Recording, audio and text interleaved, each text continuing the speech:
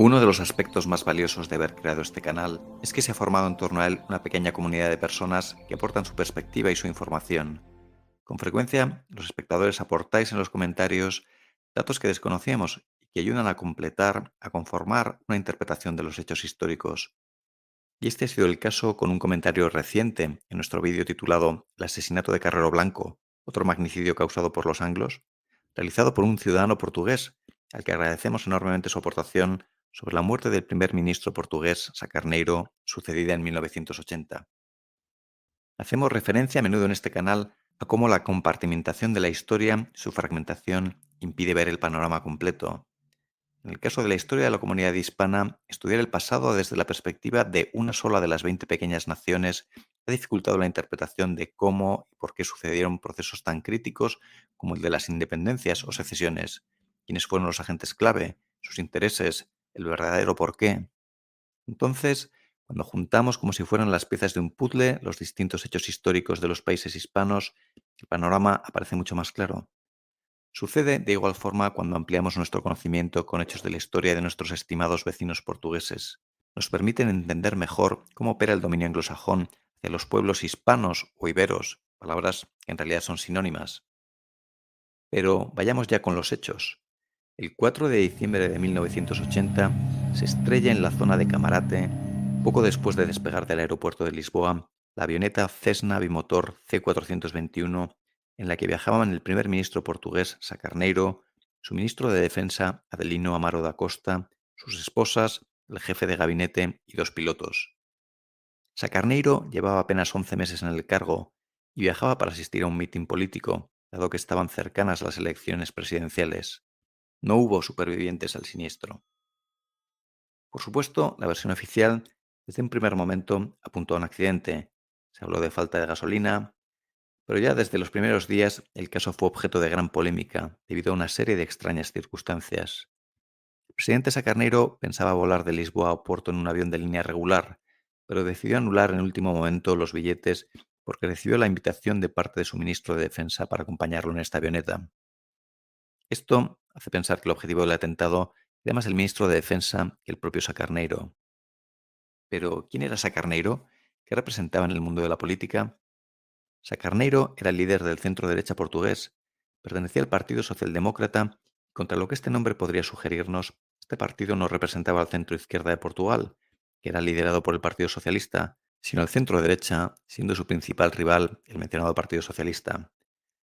Recordemos que por aquellos años Portugal trataba de consolidar su democracia casi recién nacida tras la Revolución de los Claveles de 1974. Sacarneiro había sido elegido primer ministro en las segundas elecciones legislativas y había iniciado su mandato en enero de aquel 1980. Como decimos, ya desde el primer momento se levantaron inevitablemente sospechas y se abrieron líneas de investigación en el ámbito judicial y parlamentario. Hoy día se habla de inexplicables lagunas en la investigación llevada a cabo por la Fiscalía y por el sistema judicial.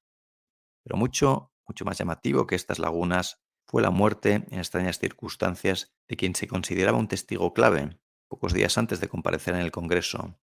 En enero de 1983, José Moreira, testigo clave, amigo de la infancia del ministro de Defensa y propietario de un avión que le había cedido en anteriores ocasiones para sus desplazamientos, anunció que iba a explicar en el Congreso de los Diputados sus averiguaciones tras haber realizado una investigación exhaustiva sobre el siniestro. Pocos días antes de declarar, se encontró su cuerpo sin vida, junto al de su mujer, en su domicilio, porque un fallo del calentador de su casa había liberado monóxido de carbono. Las autopsias posteriores, realizadas a instancias del Congreso, descartaron por completo esa causa de la muerte y aseguraron que el fallecimiento del matrimonio no fue accidental, sino que fue provocado por terceros. Durante las décadas posteriores han seguido abiertas hasta una decena de comisiones de investigación en el Parlamento portugués sobre este caso, y aunque el caso está prescrito y la justicia dictaminó hace muchos años que se trató de un accidente, la última comisión parlamentaria confirmó que se trató de un magnicidio, que la caída de la avioneta se debió a una explosión que no puede justificarse por ningún mal funcionamiento de la mecánica de la aeronave, pero por otro lado no es posible conocer quién fue el responsable del mismo. Y esa es la pregunta verdaderamente interesante. ¿Quién pudo llevar a cabo el atentado? ¿Cómo y por qué? Y como siempre, ¿a quién benefició?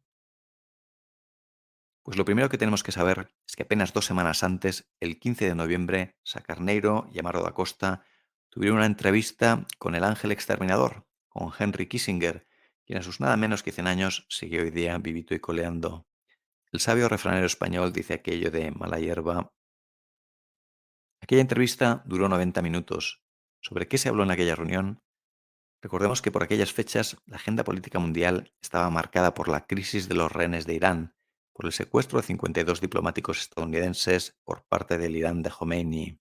Ese era el gran tema del momento y marcaba tanto la agenda política que se decía que si Jimmy Carter hubiera conseguido la liberación de los rehenes antes de que se celebraran las elecciones, seguramente habría sido reelegido. Kissinger siempre ha estado ligado al Estado profundo estadounidense, en especial a la republicana. Su carrera política avanzó de la mano de este partido. Fue con Nixon que llegó a secretario de Estado y asesor de Seguridad Nacional. Por aquellas fechas no ostentaba ningún cargo público, aunque tenía una conexión directa, estrechísima con George Bush, que acababa de ser elegido vicepresidente al lado de Reagan. George Bush había sido director de la CIA en los años anteriores, así que la conexión es evidente. En esta entrevista, Kissinger trató de convencer al gobierno portugués de que participara en una operación encubierta para enviar armas a Irán por barco, en concreto 8.000 cohetes. Es decir, Kissinger actuó en esta entrevista como un correo, como un mensajero de los servicios secretos estadounidenses, como un fontanero delegado por las más altas instancias de la presidencia estadounidense, para tratar de que un país aliado, subordinado, colaborara en una de sus habituales jugadas oscuras. Oficialmente, Kissinger visitó Portugal como representante de la empresa farmacéutica Merck, pero lógicamente nadie puede creerse que pudiera entrevistarse con el presidente y el ministro de Defensa portugueses en calidad de tal. Se trataba meramente de una fachada. La entrevista no fue bien para los intereses de Kissinger. Sacarneiro y Da Costa se negaron a participar en la operación encubierta de tráfico de armas. Parece ser además que Da Costa, el ministro de Defensa, había hecho descubrimientos recientes sobre un fondo de reptiles para sobornar a militares portugueses. Tenía intención de ir a Nueva York, al Consejo de Seguridad de la ONU, para denunciar estos actos ilegales de los Estados Unidos. Un exagente de la CIA, Oscar Lewinder, dice lo que nos podemos imaginar, que Sacarneiro y Da Costa eran considerados enemigos por Kissinger. Explica que además de esta negativa, Sacarneiro era visto con desagrado porque era un patriota portugués y no era partidario de ciertas políticas internacionalistas. Quienes conozcan un poco la figura de Kissinger ya saben cómo se las gasta el personaje, y también que de una u otra forma suele conseguir sus objetivos. En el caso de esta operación de tráfico de armas, de Winter, el exespía de la CIA, que se autocalifica como número 2 de la CIA para Europa en aquellos años, explica que finalmente la operación se realizó gracias a que en ella colaboraron dos altos cargos militares portugueses, Piñeiro de Acevedo y Costa Gómez. Además, el objetivo último de Kissinger se alcanzó justo a tiempo. La liberación de los rehenes estadounidenses se realizó el 20 de enero de 1981, justo el día previo a la toma de posesión de Reagan como presidente de Estados Unidos. Nos podemos imaginar la sonrisa de Kissinger al ver su objetivo cumplido. Sonrisa macabra donde las haya. De nuevo, como hemos visto en otros magnicidios, el beneficiado directo de este tipo de atentados juega un papel oscuro. En este caso, el beneficiado fue el político portugués Pinto Balsemao, que heredó el puesto como primer ministro y a quien se le achacan las grandes lagunas, los graves defectos de la investigación por parte de Fiscalía y Justicia. Parece que Balsemao no tiene la conciencia muy limpia, porque en las comisiones de investigación en un primer momento declaró que él no había participado en la reunión con Kissinger, y años después, acorralado por documentos y declaraciones, tuvo que aceptar que sí que había participado, pero que se le había olvidado, como si una reunión con Kissinger fuera fácil de olvidar. Patricio Llovela, familiar del jefe de gabinete de Sacarneiro, que falleció también en el accidente, ha escrito un libro en el que señala a Frank Carlucci, secretario de Defensa y ex embajador de Estados Unidos en Portugal por entonces, y a Henry Kissinger, junto con otros miembros de los servicios secretos, como los autores intelectuales del atentado. De Winter, el ex espía mencionado, señala a un tal Lee Rodríguez, un agente de los servicios secretos británicos del MI6, como una de las personas involucradas en la ejecución directa. De nuevo, observamos esa colaboración continuada para los hechos más malignos entre CIA y MI6. Conocidos los hechos, es momento de elevar la mirada. Lo primero es constatar las enormes similitudes entre los magnicidios de Sacarneiro y Carrero Blanco. En ambos casos, se produce la visita en fechas muy cercanas de Henry Kissinger. Ambos presidentes del gobierno se oponen a los designios de Washington por patriotismo en ejercicio de la defensa de su soberanía. En ambos casos son vistos como enemigos de los intereses del Estado profundo estadounidense. En ambos casos, los beneficiarios directos parecen colaborar para ocultar los rastros del crimen. En ambos casos, se trata de personalidades políticas vinculadas a lo que podríamos llamar la derecha patriótica, salvando las grandes distancias entre ambos personajes. En este sentido, es necesario constatar cómo la verdadera oposición a la hegemonía de los intereses anglo surge más a menudo del ámbito de la derecha patriótica que de la izquierda. Esto es algo que debe hacernos reflexionar sobre lo que sucede en nuestros días, porque podemos percibir con claridad que la demonización de los grandes medios de comunicación, controlados por capital anglosajón, se centra en los partidos políticos de derecha patriótica, siendo el ejemplo más obvio el de Urban en Hungría, rara vez en la izquierda, aunque sea extrema. Pensemos en el caso de Petro, amiguísimo del Partido Demócrata estadounidense y tratado con mucho cariño por parte de los grandes medios anglosajones. Por último, y a modo de resumen, llama la atención cómo los servicios secretos anglosajones han recurrido al atentado en avión de forma continuada, especialmente en esa orgía de sangre que fueron los años 80. Recordemos que en el 81 murió en accidente de avión Omar Torrijos, presidente de Panamá. En el 81 murió en accidente de avión Jaime Roldós, presidente de Ecuador.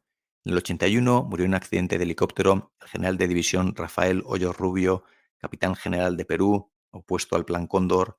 En el 88 murió en accidente de avión el general Ángel Augusto Flores, jefe de la Fuerza Aérea de Ecuador.